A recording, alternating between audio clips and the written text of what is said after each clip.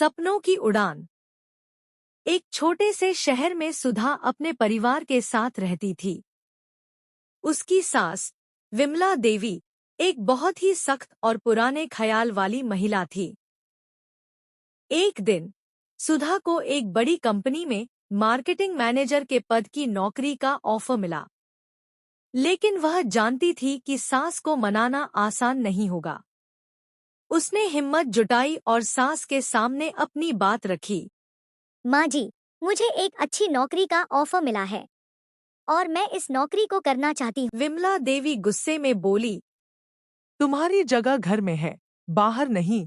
मत भूलो कि तुम्हारा काम घर परिवार को संभालना है। सुधा निराश हो गई, लेकिन उसने हार नहीं मानी। उसने सोचा कि वह अपनी सास को मनाएगी। एक दिन सुधा ने सास के लिए उनके पसंदीदा मिठाई बनाई और प्यार से उनके पास बैठ गई। उसने कहा, माँ जी, मैं जानती हूँ कि आप हमारी भलाई चाहती हैं, लेकिन मुझे लगता है कि अगर मैं नौकरी करूँगी तो इससे हमारी फाइनेंशियल कंडीशन सुधरेगी और मैं अपने सपनों को भी पूरा कर पाऊंगी।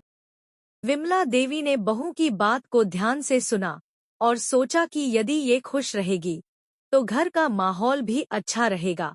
धीरे धीरे उनका दिल पिघलने लगा।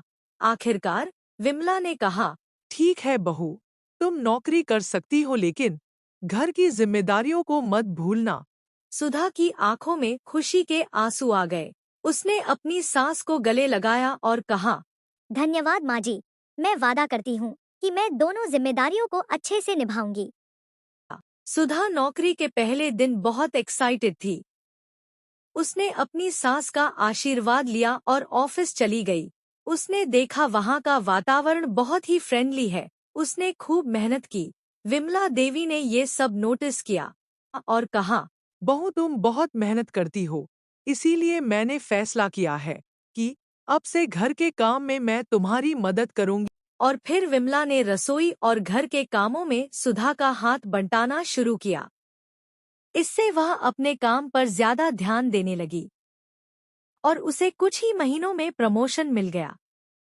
इस खुशी के मौके पर सुधा ने अपने सास ससुर और परिवार के सभी सदस्यों के लिए एक छोटी सी पार्टी रखी।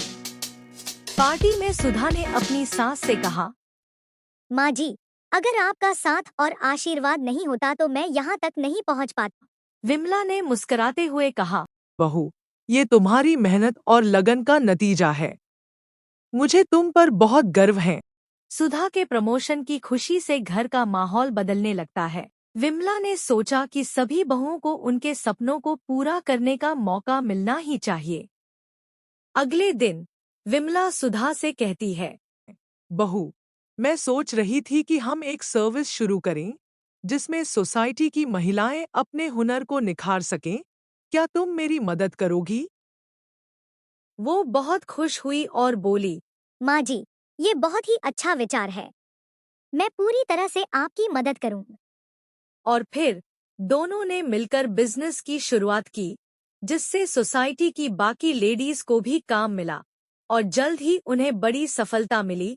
इस तरह प्यार, साथ और समझ से सास बहू की ये कहानी सफलता की मिसाल बन गई।